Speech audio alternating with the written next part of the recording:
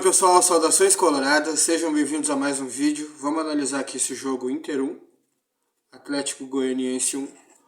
O jogo foi dia 30 de 5 de 2022, segunda-feira, tá? Data atípica, no Beira-Rio.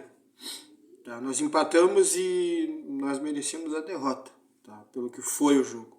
Tá? Então, assim, para uma análise mais geral do que foi o jogo e qual era a justiça para essa partida, o jogo foi assim. O Inter começou bem, dando uma perspectiva interessante, chegando no gol adversário, trocando passes, conseguindo construir alguma coisa. As roubadas no meio de campo, elas funcionavam. Quando o Inter roubava ali naquele meio de campo, o Inter acelerava e conseguia chegar rápido na frente. Quando roubava lá atrás também, o Inter conseguia chegar rápido na frente. E o início do jogo, até os 11 minutos, aqui eu anotei até os 11, até o gol na verdade, né? Até os 11 minutos, o Inter estava dominando e fez um gol, poderia até ter feito outro. Tá? Teve chance para fazer isso. Mas aí não fez, e aí o Atlético Goianiense veio para cima, o Inter teve problemas de marcação. Tá? Não é só a marcação de pressão que não funcionou. Isso o Mano falou na entrevista que ele deu, essa coletiva, né?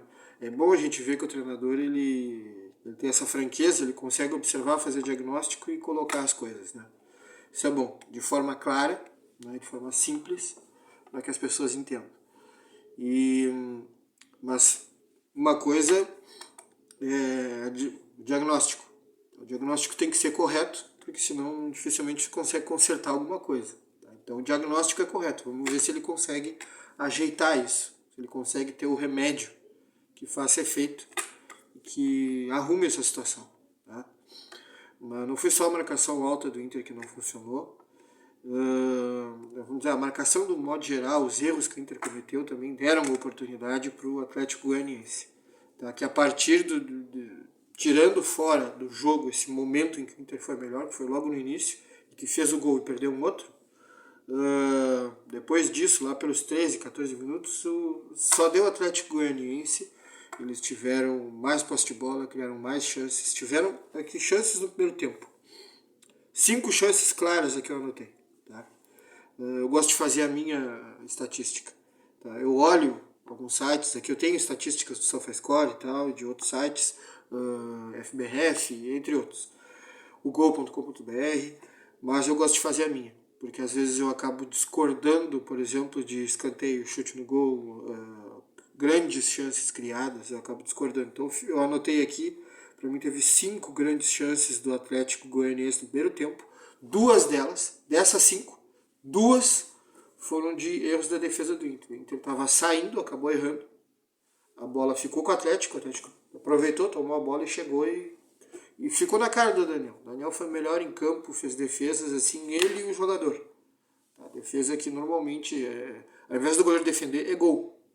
Mas ele conseguiu ter reflexo, encurtou, né, diminuiu o ângulo para o cara bater, né, aproximou do jogador e conseguiu fazer a defesa. Então 5 no primeiro tempo, 3 no segundo tempo, no total 8 chances claras de gols. E acabaram fazendo 1.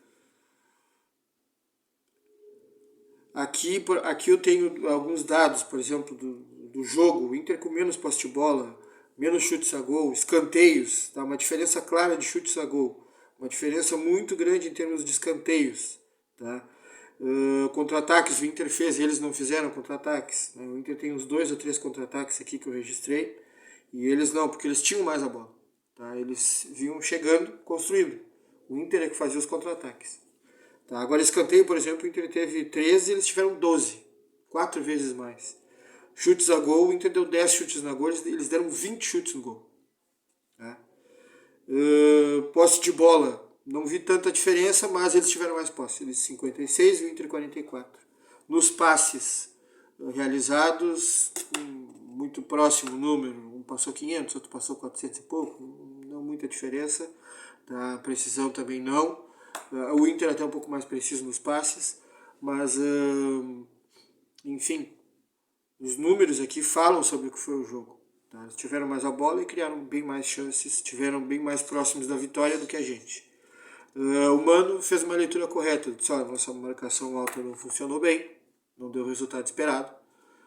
A marcação alta é rapidez, os jogadores precisam se movimentar, precisam ser rápidos. Tá? É questão de posicionamento, é questão de intensidade, tá? Encaixe da marcação e saber desarmar também. Né? Não adianta você fazer tudo isso e só fazer falta. Né? Tu não tem a marcação frontal. Quando o cara tá quando tu tá fazendo um duelo, uma disputa, você só faz falta, não consegue ter marcação frontal, não consegue desarmar. Né? Então a marcação alta é tudo isso.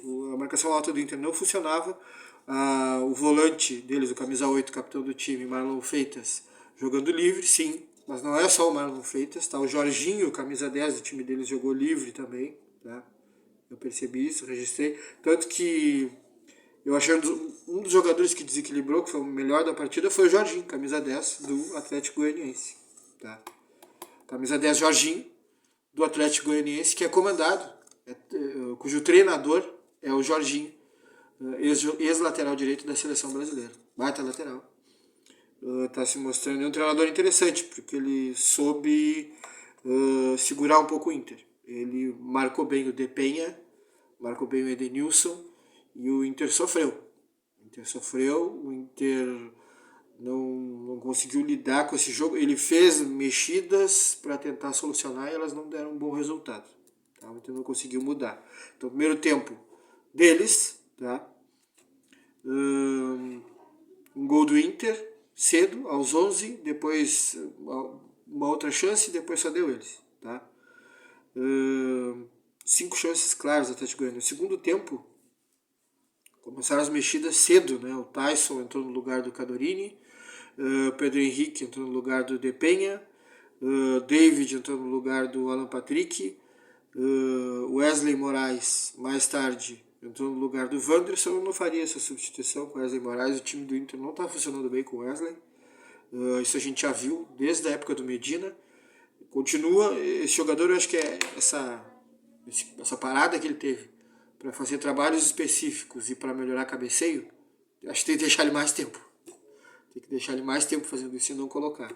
Então, se quer um jogador alto para brigar lá na frente, então deixa o Cadorini. Precisa de um jogador alto para fazer isso, então deixa o Cadorini. Mas não. Mas de Moraes não.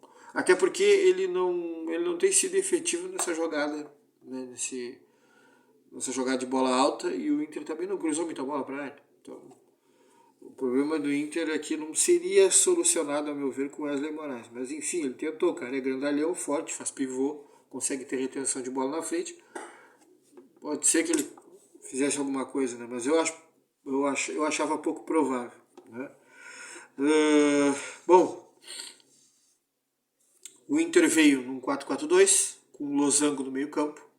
Tá? Daniel, Bustos, Bruno Mendes, Vitão e René, no meio campo Dourado, Edenilson, lado direito do Losango, Depenha, lado esquerdo do Losango, o Alan Patrick, centralizado como meia, a ponta ofensiva do Losango, né, o Alan Patrick, a ponta defensiva é o Dourado, né, Dourado, minha caneta, Alan Patrick, na frente, é a ponta ofensiva do Losango, na frente 2 jogadores. Né. Dessa vez jogou Wanderson e Cadorini. Tá. Bom, o problema do Inter é que ele tinha que ter mais a bola e a marcação tinha que funcionar. Ela não funciona e aqui tem algumas explicações para isso. Tá? O Edenilson já faz um tempo, eu venho falando isso aqui no meu canal, que ele não está tendo um bom desempenho nos desarmes. O Edenilson está mais um jogador criativo, ele está como se fosse um meia, tá? Com assistência, com gols, com alguns passes aí que dão uma consequência, dão uma jogada de ataque para o Internacional, dão uma chance de gol.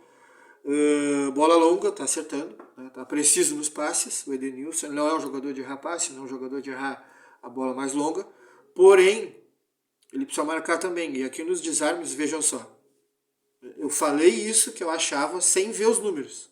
Depois eu fui olhar os números e eles confirmam aquilo que eu imaginava e aquilo que eu disse. No Brasileiro, 7 jogos, 7 como titular. Tá? uma alta minutagem, o Edenilson ele é titular do Internacional, 1,1 desarme em média por jogo, segundo dados do SofaScore. Na Sul-Americana, ele tem 6 jogos.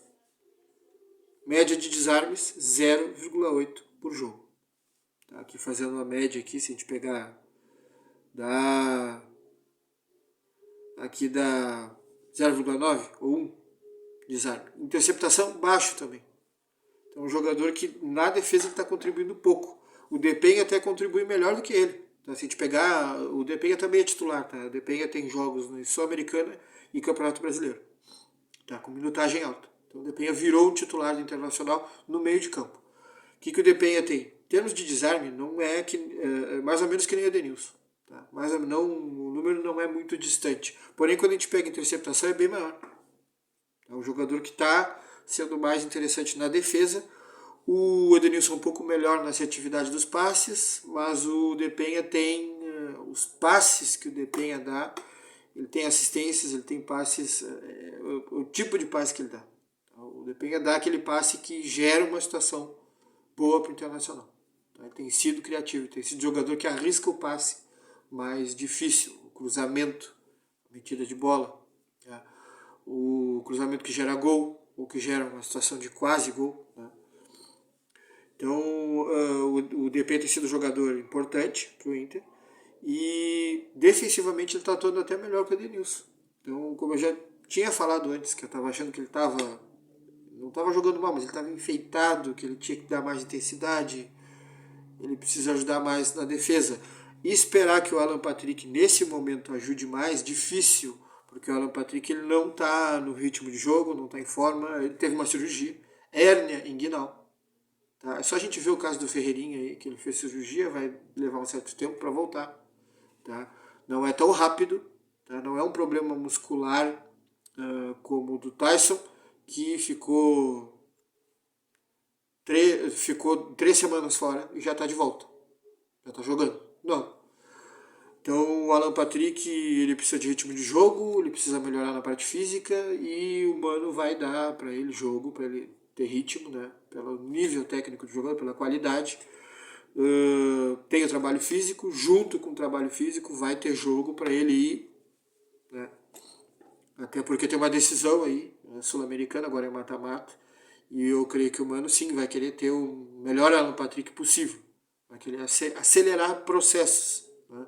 Para deixar ele em condições, nas melhores condições possíveis, tá? No momento decisivo. Então o Alan Patrick eu já esperava a substituição, entrou o Tyson no lugar dele. Tá? Isso pode indicar para a gente uma tendência ou até o Tyson começando um jogo de meio ofensivo. Tá? Porque o Tyson está mais inteiro. O Tyson fez pré-temporada, a parada do Tyson foi mais curta, não foi recuperação de cirurgia. E o Tyson me parece mais rápido. Mais rápido.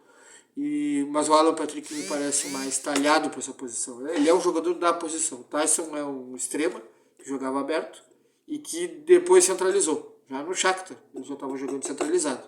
Tá? Então não é que ele não saiba jogar ali, é que para ele é mais novo jogar ali. O Alan Patrick joga mais tempo ali. Tá? Mostrando para a gente que então pode ser que Tyson apareça como titular e o Alan Patrick fique no banco, ou o Alan Patrick joga e o Tyson já entra no segundo tempo. Tá? Pode ser uma tendência aí que a gente está vendo, é bom, pelo menos a gente tem 2 jogadores bons, um titular e um reserva, que vão manter um nível bom, porque os dois são técnicos, são bons, sabem fazer o trabalho, sabem ligar, sabem fazer um enlace do meio com o ataque, então isso é bom. O Inter tem banco. Tá? Sobre a centroavância, tá claro, né, com as declarações do Mano, que ele considera o alemão o jogador mais adequado para jogar como titular nesse momento. Tá? Ele só não botou o alemão porque não tinha condições. Tá? Porque ele sentiu, senão ele colocaria o alemão, porque para ele o alemão reúne as duas coisas que ele vê que é importante, porque ele quer um jogador que tenha mobilidade e que tenha agressividade, ataque o espaço da grande área e tenha força, presença de área. E para ele o jogador que reúne essas duas coisas, o mais equilibrado é o alemão. Wesley Moraes e Cadorini tem essa presença de área, tem essa agressividade lá na frente, no espaço da grande área, mas bem menos mobilidade. E o David tem bastante mobilidade, consegue fazer os movimentos interessantes ali na frente. Então o pessoal malha muito o David, dizendo que é ruim, que é isso, que é aquilo, não sei o que. Eu prefiro esperar, porque eu já sei, eu fui atrás dessa informação, falei com gente que torce pro Fortaleza, gente que analisa, tá? E eles me disseram que o David realmente ele leva um tempo para ele engrenar. Assim foi no Fortaleza. Começou o pessoal, cadê o David? Aí o David e o David, aquela coisa. E demorou um tempo e depois ele engrenou e virou o jogador mais importante no ataque do Fortaleza. Então vamos aguardar, estou no aguardo. Estou dando um crédito para o jogador. Nesse momento não é a melhor opção, acho, na frente, tá? O David. Mas ele consegue fazer algumas coisas interessantes, que essa saída que ele faz lá, normalmente ele puxa um jogador para ir atrás dele. Ao puxar esse jogador, o David consegue fazer as tabelas. Ele ganha essa bola e às vezes ele dá de primeira, às vezes ele domina e dá a bola, mas ele larga certo, né? Faz uma tabela certa e aí o que acontece? O Inter entra e ele moveu o jogador, ele tirou um jogador, ele conseguiu arrastar o jogador.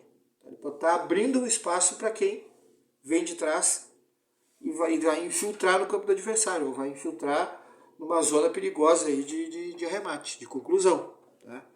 Então esses movimentos que o David faz acabam sendo importantes. Alguns gols do Internacional foram jogadas que começaram pelo David ou que o David cruzou e passou. Tá? Isso a gente tem que reconhecer. Tá? Mas normal, o torcedor do Inter ficar brabo, irritado. Eu também fiquei brabo, irritado. Tava vendo o jogo, eu também confesso pra vocês. Eu tava vendo o jogo, fazendo as minhas anotações aqui. E gostei do início, depois fui ficando com aquela cara, que é a mesma que eu imagino que vocês ficaram, né? Que vocês foram formando ao longo do jogo. E fui ficando irritado. Chegou no final, ali nos 15 minutos finais, eu já sabia que não ia dar em nada. Ou o Inter ia tomar um gol e perder, ou então o jogo ia ficar naquilo ali. Então ali eu cheguei, até levantei, fui fazer um café para mim, fui fazer um prato, alguma coisa ali para me comer, porque eu tava com fome, muito frio, né? Tem feito ultimamente, então fiz isso. Né? Juiz da partida, aquela coisa, é aquele sintoma, né, que eu sempre falo para vocês. Já falei outras vezes e repito. Tá? Quando a gente nem fala de arbitragem, parece que passou desapercebido, parece que não tinha ninguém, é um ótimo sinal que a arbitragem foi bem. E o trio de arbitragem, a equipe de arbitragem como um todo, fez um bom trabalho. Não houve problema nesse jogo. Ninguém tocou em arbitragem, ninguém falou em arbitragem, não teve lances polêmicos, nem na TV, nem nas transmissões. E eu, que tenho, né, a minha inserção com a arbitragem, fui um prático de arbitragem, né, trabalhei com futebol, realmente percebi que a arbitragem passou bem, tranquilo, jogo tranquilo para a arbitragem. É isso aí, pessoal. Dá like, compartilha, considere a possibilidade de se inscrever no canal, tá? Até a próxima e vamos esperar aí que o Inter melhore, né? Que o Inter volte, que isso seja uma partida de exceção, tá? Porque nós não enfrentamos um grande adversário no Campeonato Brasileiro, um adversário que vai brigar lá para baixo, vai procurar se afastar. Para mim é mais um ano em que essa equipe Atlético Goianiense luta para fazer um bom futebol sem gastar muito, porque talvez não tenha grana para gastar tanto, para fazer grandes investimentos, não deve ter. Então, fazer o futebol bebê, bom e barato, e fugir do rebaixamento, e permanecer na... Acho que essa é a meta, pegar uma Sul-Americana, até porque no brasileiro, se tu escapa do rebaixamento, a chance de pegar a Sul-Americana é alta. Tá? Normalmente, quando tu escapa do rebaixamento, tu acaba pegando pelo menos uma Sul-Americana. Tá? Então, tanto que Inter e São Paulo pegaram, e estavam lá embaixo. Né? Escaparam do rebaixamento, mas estavam bem próximos do Z4. Né? Então, perdemos pontos importantes para Avaí, que eu acho que com o passar do tempo vai acabar caindo, ou vai se sustentar lá em cima. O Atlético Goianiense também vai brigar lá para baixo, e nós perdemos pontos importantes. Tá? Então, reforçando, pessoal, é isso, dá like, compartilha, comentários aqui embaixo, sugestões, dúvidas, e até a próxima. E obrigado pela atenção de vocês.